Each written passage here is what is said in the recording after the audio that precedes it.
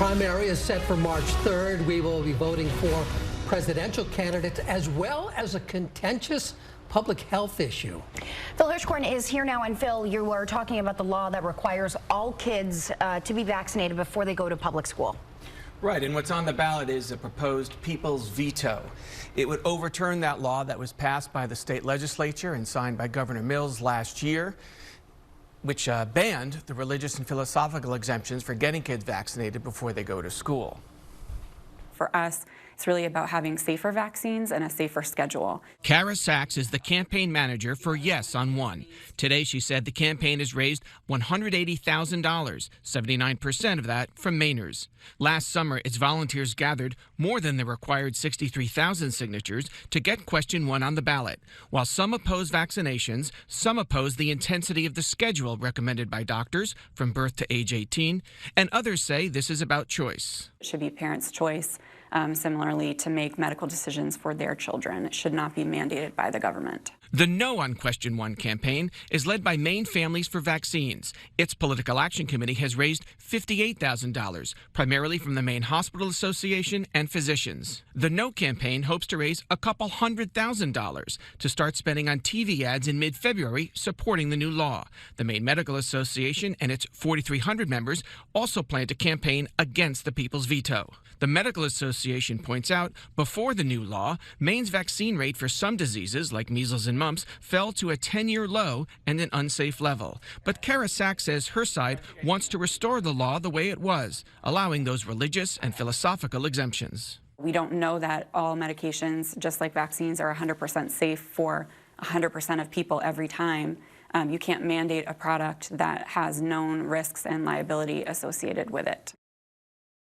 We'll hear from the head of the No on Question 1 campaign tomorrow. She tells me, though, they hope to be successful in order to protect Maine's children. Live in the studio, Phil Hirschkorn, WMTW News 8. Question 1 is a so-called people's veto on the ballot due to a massive petition drive. The No on One coalition is led by Maine Families for Vaccines, supported by doctors who say the science is settled. Ultimately, it's about the health of children, the health of schools, and the health of our community. Maine Families for Vaccines founder Laura Blaisdell has been a practicing pediatrician in Maine for 15 years. I can only say as an expert and a person who actually does give vaccines that they're safe and effective. She leads the campaign against the people's veto of the new law to limit vaccine exemptions to medical reasons, asserted by less than 1% of Maine families. We need to oppose this veto because our public spaces are not currently safe from infectious disease outbreaks. We know that we're having outbreaks in schools and in our communities, and that's because our community immunity has been threatened. 5% of Maine families opt out of vaccines for their kids for religious and philosophical reasons. Maine has the highest whooping cough rate in the U.S., and U.S. measles cases have reached a 25-year high. Measles is simply a bus ride away at any point because it is so communicable and so contagious. Yes, we've had cases in Maine, and I feel like we're dodging a bullet every day. In the last 3 months of 2019, the No on One Political Action Committee raised about $60,000 for messaging. The Yes PAC, $180,000. I feel very confident that we will close that gap fairly quickly. Blaisdell is also confident the trust and goodwill Mainers place in their doctors will help convince them to oppose the people's veto. 30 million people visit the state every summer. We are not immune to the risk. The repeal of this law will mean that children will get sick.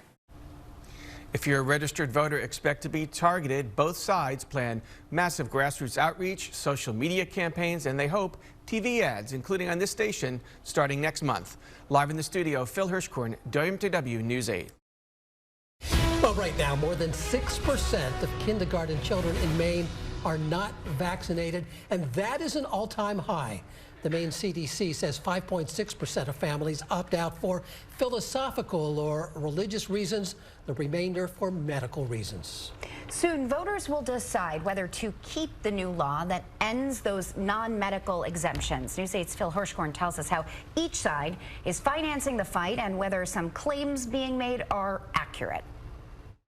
We see Big Pharma and we do not submit. The campaign to repeal Maine's new vaccine law sets its sights on big pharmaceutical companies. Kara Sachs co-chairs the committee that got the people's veto on the ballot. The pharmaceutical industry makes billions of dollars each year on vaccines with a double-digit percentage profit margin on each dose sold. That's only half true. U.S. companies earn $24 billion a year from global vaccine sales, but their profit is an estimated 5%, much less than they make on other drugs. Regardless, opponents of the people's veto say the issue is public health, not vaccine maker revenue. Science, safety, and healthy people, healthy neighbors. Dan Morin is Director of Government Affairs for the Maine Medical Association. It's part of a 60-group coalition, including every Maine hospital opposed to the people's veto. MMA helped craft the law and represents 4,000 doctors. They certainly don't factor pharmaceutical companies when it comes to vaccinations and the safety of our kids and elderly people. Each side rousing volunteers and raising hundreds of thousands of dollars to get its message out. The Yes campaign spent $1,400 to place ads on 2 Portland buses and 1 bus stop, publicizing Merck's $6 billion in vaccine revenue in the first 9 months of last year, a quarter of that for the measles, mumps, and rubella and chickenpox vaccines. By comparison, for the same time period, Merck's cancer drug revenue was $9 billion and $31 billion overall for pharmaceutical products. We feel that a mandate is an easy way to create a profit pathway. Proponents of the Yes on Question 1 campaign to veto Maine's new vaccine law say they're rejecting Big Pharma. But the No on 1 campaign says that slogan is a boogeyman, misleading Maine voters. I shake my head every time. Maine Medical Association, with $1 million annual budget, has received only $3,000 from the pharmaceutical industry since 2017. As related to our overall budget, it's a drop in the bucket. It doesn't direct any sort of policy or discussion. Still, the Yes campaign claims Maine's new vaccine policy was pushed through our legislature by Big Pharma. The pharmaceutical industry has pulled the puppet strings behind horrible laws like this. But the legislators who wrote the Maine law say that's totally false, that no industry lobbyists had a hand in their bill, and their campaign finance reports show no funds from the industry. As an infectious disease doctor, I see every day how dangerous viruses and bacteria are. No on 1 TV ad time is partly financed by a pair of $250,000 donations from Merck and from Pfizer.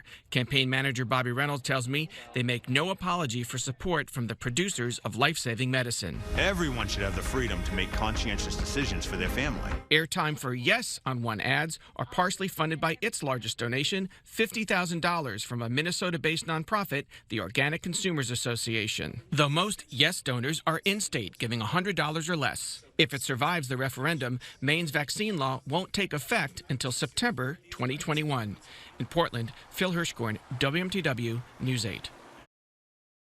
In Commitment 2020, if Question 1 passes on Tuesday, it will repeal Maine's new law ending philosophical and religious exemptions to required childhood vaccines for school kids. Maine's kindergartner opt-out rate is just over 6%. That is triple the national average. Most are non-medical exemptions. News 8's Phil Hirschkorn has a fact check on medical exemptions.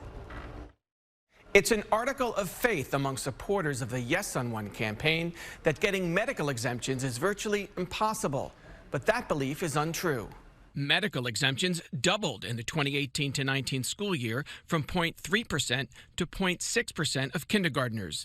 0.6% of 12,822 enrolled means 77 kids got medical exemptions. The state senator who co-sponsored the law, Linda Sanborn, says it makes it easier to obtain a medical exemption because it expands the list of providers who can grant one, including nurse practitioners and physician's assistants, and it leaves it up to their professional judgment, no specific diagnosis required. The law's opponents invoke the idea that it will require the HPV vaccine, Gardasil, and the flu vaccine, while health officials suggest there's no such mandate in the law. Law opponents also say people are occasionally injured by vaccines. That's true, but very rare. The National Vaccine Injury Compensation Program doesn't break out statistics by state, so we can't confirm how many Maine cases have been adjudicated. Nationally, of 3.4 billion vaccine doses administered in the U.S. between 2006 and 2018, the program has given out 4,500 awards. or 1 for every million doses. Yes on One campaigners argue the required childhood vaccine schedule is arbitrary and onerous, and they want the freedom to pick which vaccines their kids get and when. But Dr. Karen Saylor, president-elect of the Maine Medical Association, says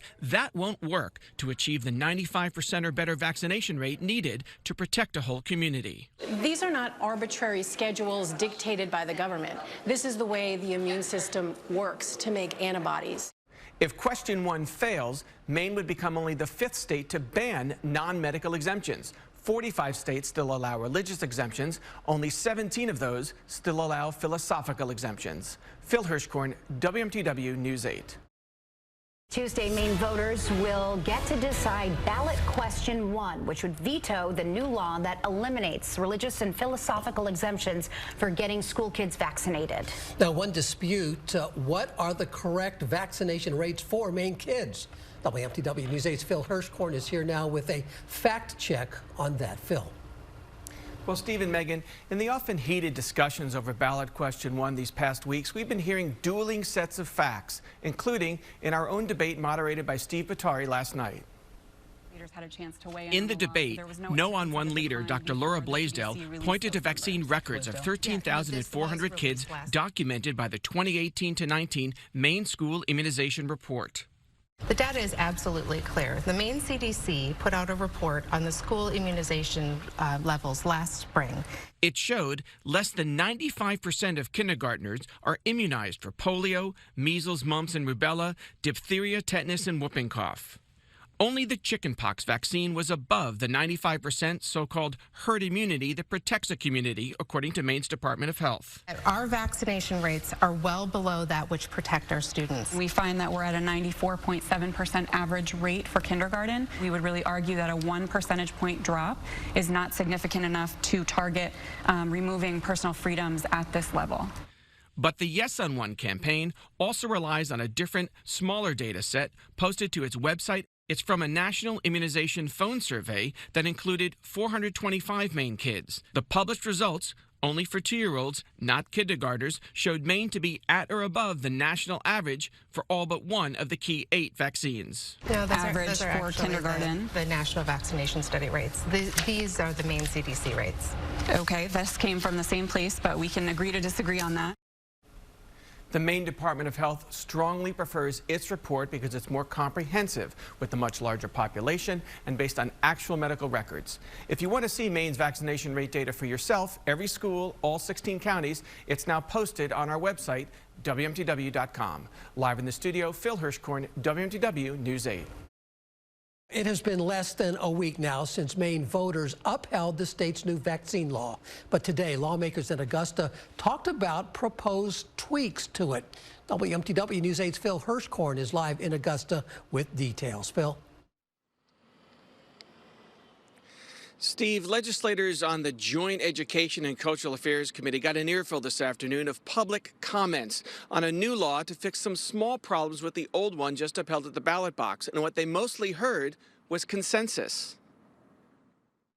There are 3 proposed changes to the new vaccine law. The first specifies that unvaccinated kids can attend an online charter school. The campaign that tried and failed to veto the law agrees with that. We absolutely support maintaining exemptions for students who attend online schools in order to provide some access to formal educational opportunities. The second change lets college students who need vaccines but can't afford them to get them through the same program that offers them free to high school and elementary school kids. Third, the new law makes it clear that healthcare professionals need to be in compliance with the vaccine mandate by September 2021, just like anyone else without a medical exemption. The winning campaign to uphold the vaccine law approves the changes. And we believe this is an acceptable amendment, meaning this bill, to this critical piece of legislation. However, we are firmly opposed to any other amendments to this law that would allow for additional exclusions or carve-outs. The state representative who sponsored the vaccine law and this new one says both are science-based. That's the goal here. We want to protect Maine kids, and we want to make sure the law works for Maine families.